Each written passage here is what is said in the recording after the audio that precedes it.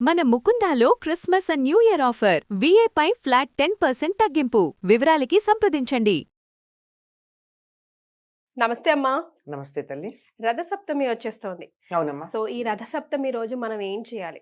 సూర్యుడు సూర్యుడు ఆరోగ్యాన్ని ఇస్తాడు కదా.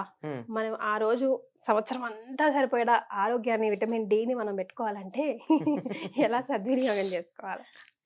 ఆరోగ్యం భాస్కరాది చేత అన్నారు. ఆరోగ్యం సూర్యుడి వల్లే వస్తుందమ్మా.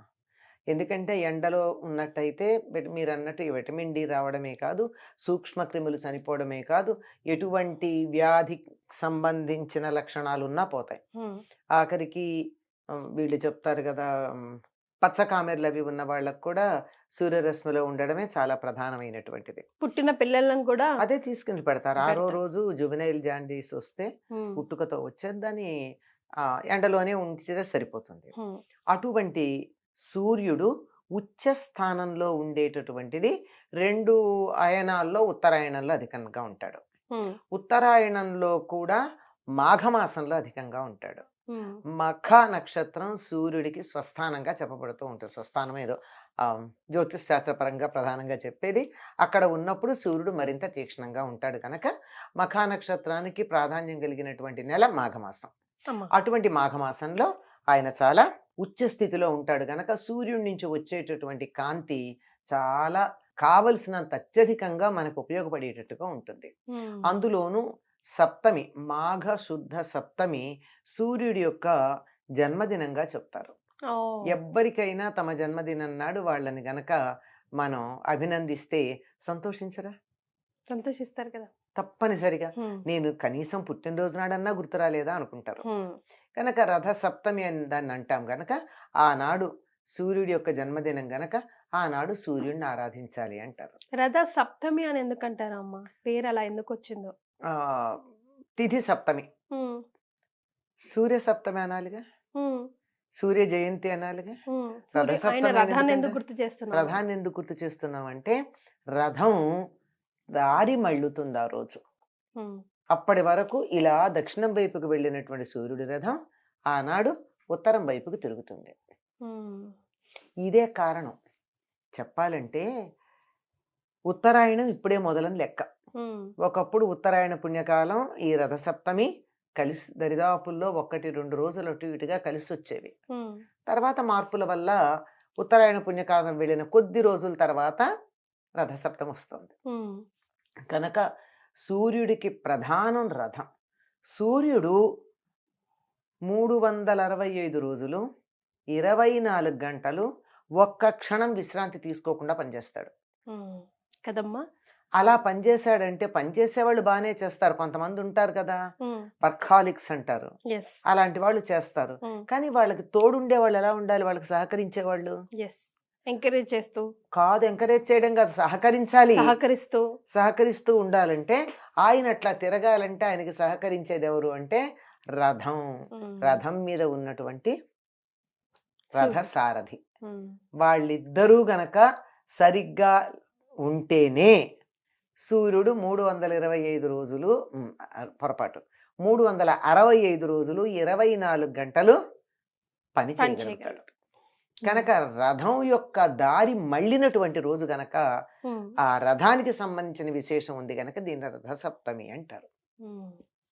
అంతేకాదు సూర్య రథం కూడా విశిష్టమైంది. ఏకచక్రధరం రథం దేవం. ఏకచక్ర ఉన్నటువంటి రథం అది. ఒక చక్రం, 2 చక్రాలుంటే ఇలా నడుస్తుంది.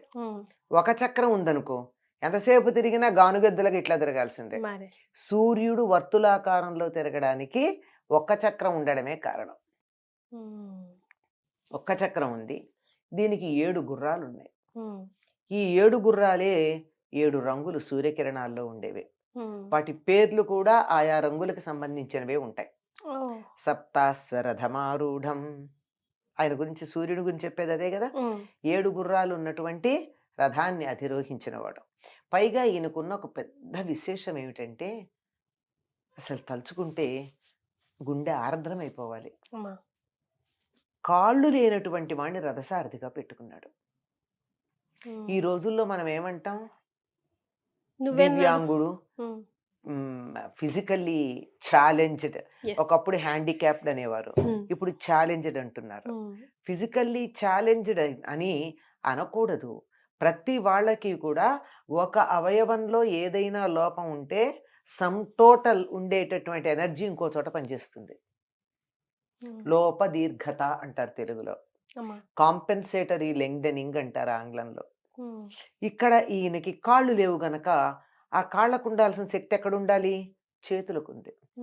అది గుర్తించి తన రథానికి సారథిగా పెట్టుకున్నాడు. ఎంత విశేషమమ్మా! సూర్యుడు రథానికి ఉంది ఈ విశేషం. అందుకని సూర్యుడితో పాటు ఆయన పేరు చెప్పాలంటే సూర్యుడు అని చెప్పడానికి ముందుగా రథాన్ని గురించి చెప్తారు. ఆ రథం ఎంత విశేషమో! ఒక్క చక్రం ఉంది, 7 గుర్రాలు ఉన్నాయి.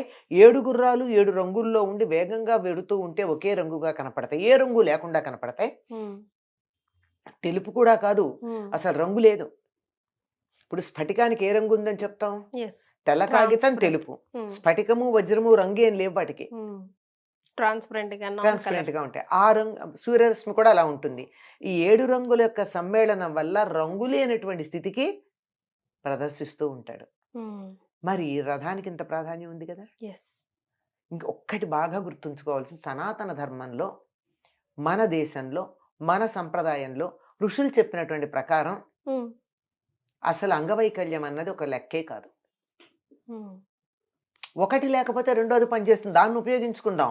లేని దాని గురించి ఆడవడం దేనికి?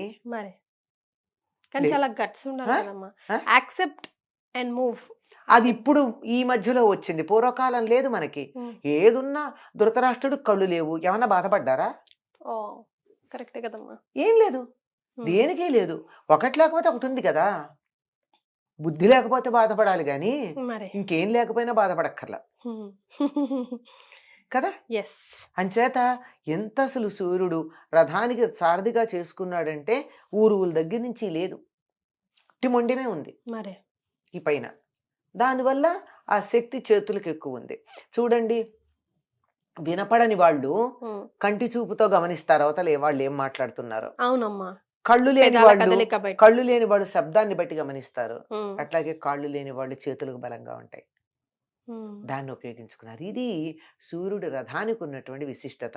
అటువంటి రథాన్ని అధిరోహించి చక్కగా ఒక్క క్షణం కూడా విశ్రాంతి లేకుండా, ఒక్క క్షణం కూడా ఆలస్యం అనేది లేకుండా, తొందరపాటు అన్నది లేకుండా, ఎప్పుడు ఎక్కడ ఉండాలో అక్కడ అప్పుడు ఆ సమయానికి చేర్చేస్తాడు.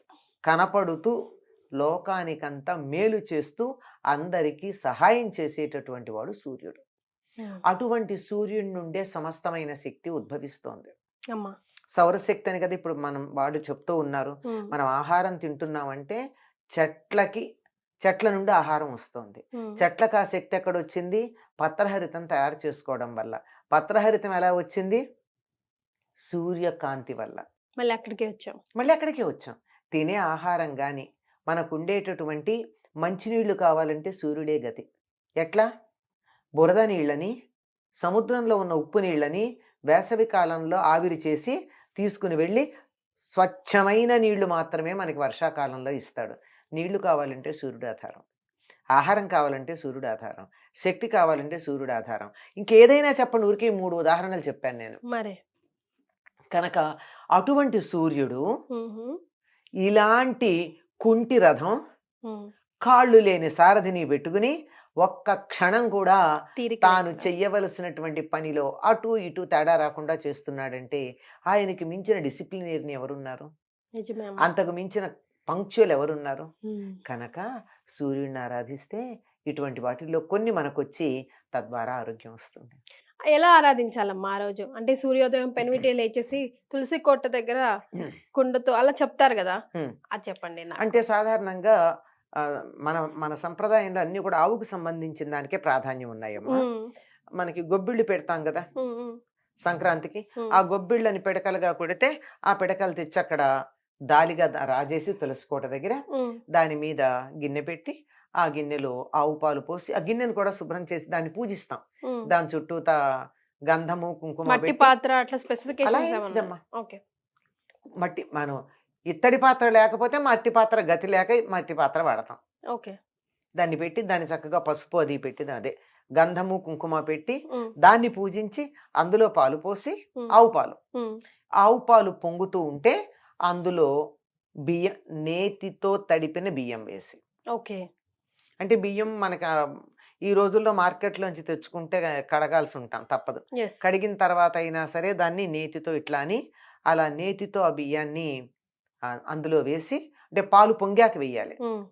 వేసి బాగా ఉడికిన తర్వాత అందులో బెల్లం వేసి సూర్యుడికి నైవేద్యం చేయాలి. హ్మ్. ఇందులో జీడిపప్పులు ఇట్లాంటివి ఏం వెయ్యరమ్మా? వెయ్యరు. ఓకే. అసలు సూర్యుడికి మెత్తగా పరమాన్నమే పెడతారు. హ్మ్. ఎందుకంటే ఆయనకు పళ్ళు లేవు. అవునంట. పళ్ళు లేవు గనక నవలలేడు. హ్మ్. అందుకని మెత్తగా వండి ఆ పరమాన్నం ఆయనకి నైవేద్యం పెడతాం. జీడిపప్పు వేస్తే బాదం పప్పు వేస్తే కొరకలేడు. కొరకాలి కదా పాపం. ఓహ్! ఆయనకు పళ్ళు లేవు కదా! నిజమే. అందుకే జీడిపప్పులు అట్లాంటివి వెయ్యరు. హ్మ్. ఇవన్నీ యాలక్కాయలు మాత్రం దంచి వేస్తే వేయొచ్చు. దీన్ని ఏం చేస్తారంటే ఉడికిన తర్వాత హ్మ్. చిక్కుడాకులతో రథం చేసి పెడతారు. చిక్కుడు ఆకులతో. చిక్కుడుకాయలు. హ్మ్. చిక్కుడుకాయలు అంటే 2 చిక్కుడుకాయలు తీసుకుని హ్మ్. ఇటు ఇటు పుల్లలు గుచ్చితే హ్మ్. ఒకటవుతాయి. అట్లాంటివి 7 తయారు చేసి ఒకదాని మీద ఒకటి పెడతారు. అన్నీ 7 సంఖ్య కదా హ్మ్. సూర్యుడికి సంబంధం సప్తమి నాడు అమ్మ. 7 గుర్రాలు హ్మ్. ఇవన్నీ గూడా. హ్మ్. 7 సంఖ్య ఆయనకి ప్రధానం. ఆ గుర్రానికి కూడా 7 ఒకదాని మీద ఒకటి పెట్టి, దాని మీద చిక్కుడాకులు పెట్టి, ఈ పరమాన్నం చిక్కుడాకుల్లో పెట్టి నైవేద్యం పెడతారు. ఓహ్! ఓకే. సో, హ్మ్. రథం మీద ఆయన కూర్చున్నట్టు ఆ! ఆయనకు మనం నైవేద్యం సమర్పిస్తున్నాం. చిక్కుడాకులతో పెట్టాలి. హ్మ్. ఈ చిక్కుడాకులంటే 3 ఆకులు కలిసి ఉంటాయి గదా! అమ్మ. ఈ చిక్కుడుకాయల రథమేమిటో, ఈ చిక్కుడాకుల్లో పెట్టడం ఏమిటో, ఇది మాత్రం దీనికి ప్రత్యేకమైనటువంటి ఎక్స్‌ప్లనేషన్ లేదమ్మా? విషయం ఏమీ లేదు. కానీ సంప్రదాయంగా వస్తోంది. హ్మ్. ఈ చిక్కుడుకాయలకి, చిక్కుడు పాదుకి, సూర్యుడికి ఏమో సంబంధం ఉందనుకుంటా. హ్మ్. అది ఆయుర్వేద వైద్యులు చెప్పాలి. ఈనాడు ఇంకోటేం చేస్తారంటే, తెల్లవారుజామున స్నానం చేసేటప్పుడు జిల్లేడాకులు, రేగిపళ్ళు తల మీద పెట్టుకొని స్నానం చేస్తారు. శరీరంలో 7 భాగాల్లో. తల, భుజాలు, పొట్ట, వీపు ఇలా 7 ప్రదేశాల్లో జిల్లేడాకు మీద ఒక రేగిపండు. హ్మ్. ఈ జిల్లేడు, రేగి కూడా సూర్య సంబంధమైనవి. హ్మ్. జిల్లేడుకి అర్కమని పేరు. అమ్మ.